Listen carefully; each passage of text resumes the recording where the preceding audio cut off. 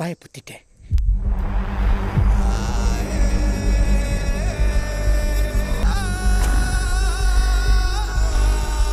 Leo நெஞ்ச மறுப்பதில்லை படத்துக்கு அப்புறம் மூணாவதா நம்ம சேனல்ல ஒரு படத்தை டிகோட் பண்ண போறோம். தியேட்டர்ல ரிலீஸ் ஆகி தமிழ், தெலுங்கு, மலையாளம் ஆடியன்ஸால பயங்கரமா செலிப்ரேட் பண்ணப்பட்டு இப்போ நெட்ஃபிளிக்ஸ்ல ரிலீஸ் ஆன வாட்டி வடக்கு ஆடியன்ஸாலையும் செலிப்ரேட் பண்ணப்பட்டு இருக்க விஜய் சேதுபதியோட மகாராஜா படத்தை தான் டிகோட் பண்ண போறோம்.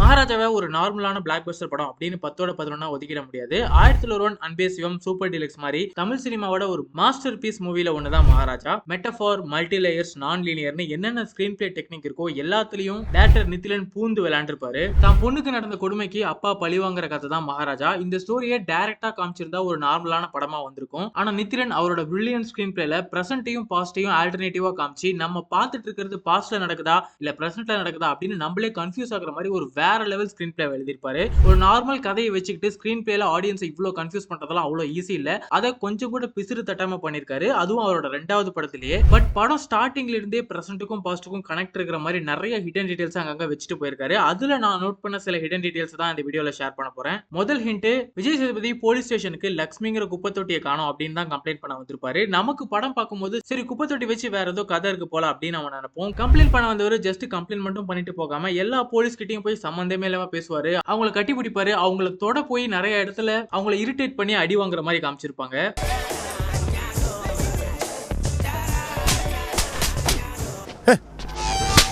எதுக்கு இவர் எல்லார்கிட்டையும் போய் அடி வாங்கிட்டு இருக்காரு அப்படிங்கறத நமக்கு இன்ட்ரோல தான் ரிவீல் பண்ணுவாங்க. பாய்ஸ் மணிகண்டன் சாகிறதுக்கு முன்னாடி விஜய் சேதுபதி கிட்ட ஒரு விஷயம் சொல்லியிருப்பாரு.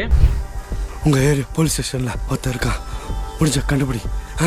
கண்டுபிடிக்கிறியா? இன்னொருத்தன் போலீஸ் ஸ்டேஷன்ல இருக்கான்னு சொன்னதாலதான் அவன் யாருன்னு கண்டுபிடிக்க விஜய் சேதுபதி ஸ்டேஷனுக்கே வந்திருப்பாரு. 2வது ஆள் எப்படி இருப்பான் அப்படிங்கிறதுக்கு அடையாளமா அவருக்கு தெரிஞ்ச ஒரே விஷயம் அவன் முதுகுல இருக்க கட்டி தான். சோ போலீஸ் ஸ்டேஷன்ல இருக்க எல்லார் முதுகையும் தொட்டு பார்த்து யார் முதுகுல கட்டி இருக்கு அப்படிங்கறத கண்டுபிடிக்க தான் அவர் போலீஸ் ஸ்டேஷனுக்கே வந்திருப்பாரு. இது நமக்கு ஃபர்ஸ்ட் டைம் பார்க்கும்போது புரியாது. 2வது தடவை பார்க்கும்போது தான் தெரியுது. படம் ஃபுல்லாவே ஒரு போலீஸ் விடாம எல்லா போலீஸ் முதுகையும் விஜய் சேதுபதி தொட்டு பார்த்துட்டு இருக்காரு. ஒவ்வொருத்தர் முதுகையும் தொட்டு பார்த்து அவங்க முதுகுல கட்டி இல்லன்னு தெரிஞ்ச உடனே ஒரு சீட்ல எல்லா போலீஸ் பேரையும் எழுதி வச்சிருப்பாரு. அதை ஒவ்வொன்னா ஸ்ட்ரைக் பண்ணிட்டு வர மாதிரி காமிச்சிருப்பாங்க.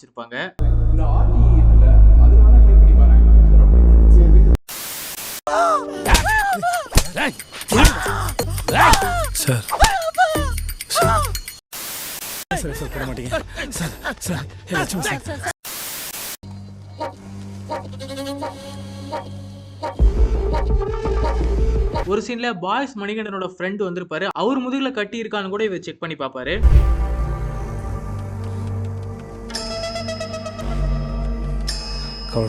அடுத்த ஹிண்ட், படத்துல முக்கியமான கேரக்டர்ஸோட இன்ட்ரோலாம் அவங்க பாஸ்ட் கூட கனெக்ட் ஆகிற மாதிரி ஒரு சீன்ஸை வச்சிருப்பாங்க. விஜய் சேதுபதியோட பிளாஷ்பேக் போர்ஷன்ல இருந்து தான் படத்தை ஸ்டார்ட் பண்ணுவாங்க. அந்த பிளாஷ்பேக் போர்ஷன் முடியும் போது லாரில இடிச்சு அவரோட ஃபேமிலி சாகுற மாதிரி காமிச்சிருப்பாங்க. அந்த சீன் முடிஞ்ச உடனே ஜோதியோட இன்ட்ரோ சீன் வரும். அந்த ஆக்சிடென்டால தான் விஜய் சேதுபதிக்கு அந்த பொண்ணு கிடைக்கிற மாதிரி காமிச்சிருப்பாங்க.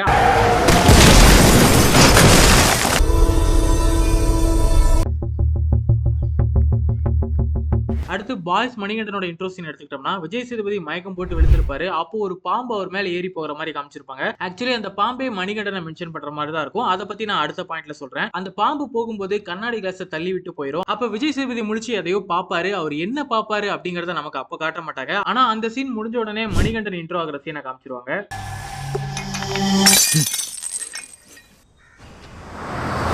ஸோ இது ஃபர்ஸ்ட் டைம் பார்க்கும்போது நம்ம அந்த அளவுக்கு கவனிக்க மாட்டோம். ஏன்னா விஜய் சேதுபதி கண்ணு முழிச்சு என்ன பார்த்தாரு அப்படிங்கறத நமக்கு அப்புறமா தான் ரிவீல் பண்ணுவாங்க. மணிகண்டன் விஜய் சேதுபதி வீட்டுல ஒரு பில்லை மிஸ் பண்ணிட்டு போயிருப்பாரு. அந்த பில்லை தான் விஜய் சேதுபதி கண்ணு முழிச்சு பார்த்துட்டு அந்த பில்லை ஃபாலோ பண்ணி தான் மணிகண்டனை கண்டுபிடிக்கிற மாதிரி காமிச்சிருப்பாங்க.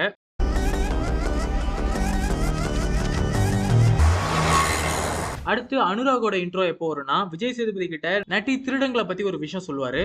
இந்த திருடனுங்க இருக்கானுங்களே ரகரகமா இருக்கிறாங்க. இந்த செயின் ஸ்நாச்சரு, பீரோ புள்ளிங்க, வண்டி தூக்குறவங்க.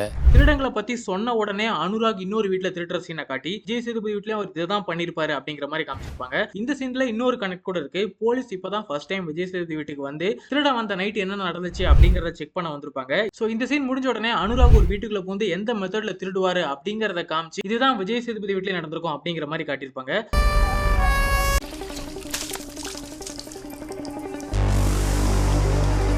அடுத்து சிங்கம்புலி இன்ட்ரோ எடுத்துக்கிட்டோம்னா கூட அதுவுமே அவர் பாஸ் கூட கனெக்ட் பண்ற மாதிரி தான் இருக்கும். முனிஷ் குப்பத்தொட்டி வாங்குற இடத்துல தான் அவரோட இன்ட்ரோ சீன் இருக்கும். அந்த குப்பத்தொட்டி ரெடி பண்ண வந்து தான் அவருமே இந்த கேஸ்ல மாட்டுவாரு. நினைச்சேன் இப்படிதான் ஏதாவது செய்வான்னு. நீ ஒரு காரியம் பண்ணு, கூட இருந்து என்ன ஏதுன்னு பாத்துக்க. கண்டிப்பா சார்.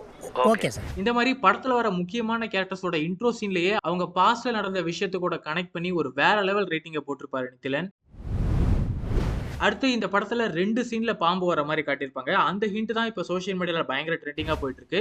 அனுராக், மணிகண்டன், சிங்கம்புலி இந்த 3 நெகட்டிவ் கேரக்டரையுமே படத்துல இன்டைரக்டா பாம்பு கூட கம்பேர் பண்ணி காமிச்சிருப்பாங்க. மணிகண்டன் இன்ட்ரோ சீனுக்கு முன்னாடி விஜய் சேதுபதி வீட்ல பாம்பு வந்துட்டு போகும். அது போகும்போது தள்ளி விடுற கிளாஸ் சத்தத்துல இருந்து தான் விஜய் சேதுபதி எழுந்திருப்பாரு. மணிகண்டனை பிடிக்கிறதுக்கான க்ளூ அந்த வீட்ல தான் இருக்குங்கிறத காட்டுறதுக்கு தான் அந்த வீட்ல பாம்பு போற மாதிரி காமிச்சிருப்பாங்க. அதே மாதிரி அடுத்து அவர் தேடிக்கிட்டு இருக்க சிங்கம்புலி போலீஸ் ஸ்டேஷன்ல இருக்காருன்னு காட்டுற மாதிரி போலீஸ் ஸ்டேஷன்லயும் பாம்பு வர சீனை காமிச்சிருப்பாங்க.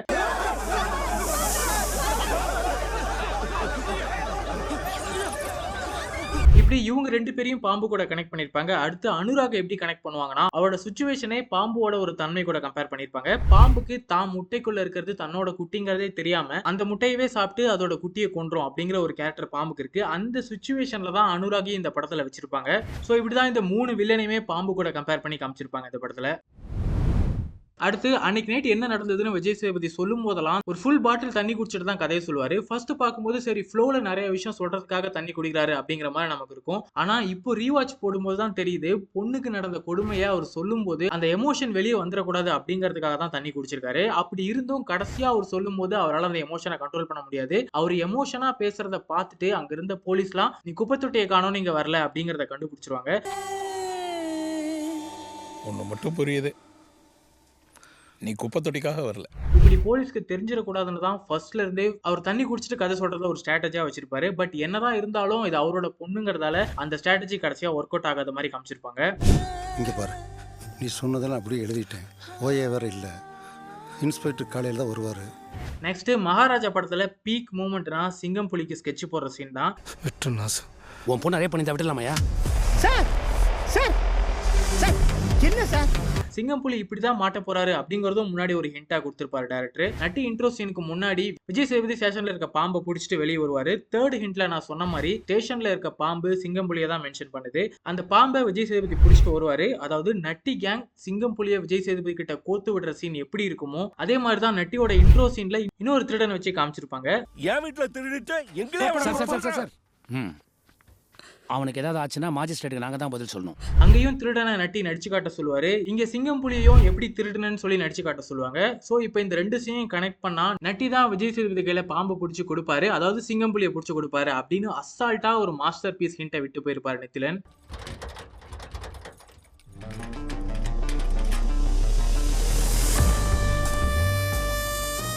பயப்புத்திட்டேன். அடுத்த ஹிண்ட் சிங்கம் புலி எவ்வளவு மோசமான ஆளு, அவரோட மைண்ட்ல அதிகமா எந்த விஷயம் ஓடிக்கிட்டு இருக்கு அப்படிங்கறத ஒரு சீன்ல கன்வே பண்ணிருப்பாங்க. தொட்டு பாருங்க, வயசு புள்ள கண்ண மாதிரி சும்மா வலுவலுன்னு பண்ணியிருக்காரு. நீ இருக்கிய குப்பை தொட்டியை பத்தி பேசும்போது கூட வயசு பொண்ணு மைண்ட்ல வச்சுட்டு பேசுற ஒரு கேடுகட்ட கேரக்டர் அப்படின்னு காட்டியிருப்பாரு. அதே மாதிரி விஜய் சேதுபதி கிட்ட பேசும்போது கூட குப்பை தொட்டி நசுக்கிற மாதிரி உன் பொண்ணை நசுக்கிருக்கலாம் அப்படின்னு சொல்லுவாரு. அவர் சொல்ற அந்த மாடுலேஷன்லயே இதுக்கு முன்னாடி நிறைய பொண்ணுங்களை கொண்டு இருக்கிற ஒரு ஆள் அப்படிங்கிற மாதிரி காமிச்சிருப்பாங்க. நான் நினைச்சிருந்தேன்னு வச்சுக்க, அந்த குப்பை தொட்டிய இப்படி நசுக்கி தூக்கி போட்டிருப்பேன். அனுராக் 2-3 வீட்டுல திருடிட்டு நிறைய பேத்து கொலை பண்ற மாதிரி காமிச்சிருப்பாங்க. ஆனா அவரை பார்க்க கூட அவ்வளவு கொடூரமான ஒரு வில்லன் ஃபீல் வராது. வெறும் சிங்கம் புலிக்கு டயலாக்ஸ் மட்டுமே கொடுத்து அவர் ஒரு டேஞ்சரான வில்லனா போர்ட்ரே பண்ணிருப்பாரு டைரக்டர். நெக்ஸ்ட் விஜய் சேதுபதி கிட்ட இருக்க ஜோதிங்கிற பொண்ணு அனுராகோட பொண்ணு அம்முங்கிறது தான் படத்தோட மெயின் ட்விஸ்டே. பட் அந்த ட்விஸ்டையுமே நிறைய இடத்துல ஹிண்டா காமிச்சிருப்பாங்க. எப்பெல்லாம் அனுராகோட குழந்தை அம்முவை காட்டுறாங்களோ அப்பெல்லாம் அதுக்கு அடுத்த சீன்ல அந்த குழந்தை தான் இந்த பொண்ணு அப்படின்னு காட்டுற மாதிரி ஜோதி சீன்ஸை காட்டுவாங்க. சீக்கிரம் ஆறிடும் சரியா?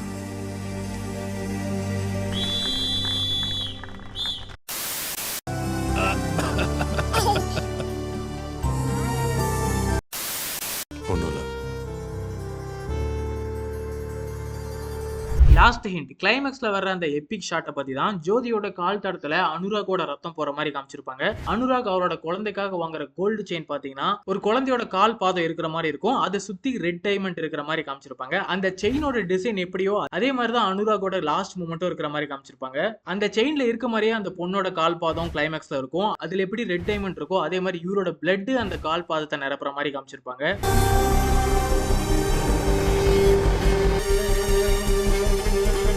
ஸோ அவ்வளோதான் வீடியோட எண்டுக்கு வந்தாச்சு. மகாராஜாக்கு எப்படி ஓடிடியில் ரிலீஸ் ஆன வாட்டி நார்த் ஆடியன்ஸ் கிட்ட பெரிய ரெஸ்பான்ஸ் கிடைச்சதோ இதே மாதிரி சூப்பர் டீலக்ஸ்க்கும் ஆல்ரெடி கிடைச்சிருந்தது. அந்த படத்துக்கு விஜய் சேதுபதிக்கு நேஷனல் அவார்டு கூட கிடைச்சிருந்தது. இப்போ மகாராஜாக்கு சூப்பர் டீலக்ஸ் விடவே வேற லெவல் ரெஸ்பான்ஸ் வந்துட்டு இருக்குன்னு தான் சொல்லணும். ஸோ விஜய் சேதுபதிக்கோ இல்ல இந்த படத்துக்கோ நேஷனல் அவார்டு கிடைக்க சான்ஸ் நிறையவே இருக்கு. ஏன்னா நேஷனல் அவார்டுங்கிறது அவங்கள பொறுத்தவரை நார்த்ல ஃபேமஸா இருக்க படத்தை மட்டும்தான் சூஸ் பண்ணி கொடுத்துட்டு இருக்காங்க. சூரரை போட்டு நார்த் ஆடியன்ஸ் கிட்ட பெரிய ரீச் ஆயிருந்தது. அதனால சூர்யாக்கு நேஷனல் அவார்டு கொடுத்தாங்க. லாஸ்ட் இயர் புஷ்பா அங்க ரீச் ஆகி செம்ம ட்ரெண்டா இருந்தது. அல்லு அர்ஜுனுக்கும் நேஷனல் அவார்டு கொடுத்தாங்க. அதுக்காக நான் சூர்யா டிசர்வ் இல்லைன்னு சொல்ல மாட்டேன். சூரரை போட்டு ஒரு தரமான படம். சூர்யாவோட பெர்ஃபார்மன்ஸ்மே நேஷனல் அவார்டுக்கு டிசர்வ் தான். பட் இந்த மாதிரி சவுத்ல நிறைய நல்ல படங்கள் இருக்கு. ரீச் ஆகலங்கிறதுக்காக அந்த படத்தெல்லாம் அவாய்ட் பண்ணிட்டு இருக்காங்க. அதை தான் நான் தப்புன்னு சொல்றேன். ஸோ ஒரு படம் நல்ல படங்கிறதுக்கு நார்த்ல ரீச் ஆகணும் அப்படின்னு ஒரு சிஸ்டத்தையே கொண்டு வந்துட்டாங்க. இப்போ இதுக்கு எதுக்கு இவனுங்க நேஷனல் அவார்டுன்னு பேர் வச்சிருக்கானுங்கன்னு தெரியல. பேசாம நார்த் இந்தியா அவார்டுனே வச்சிருக்கலாம்.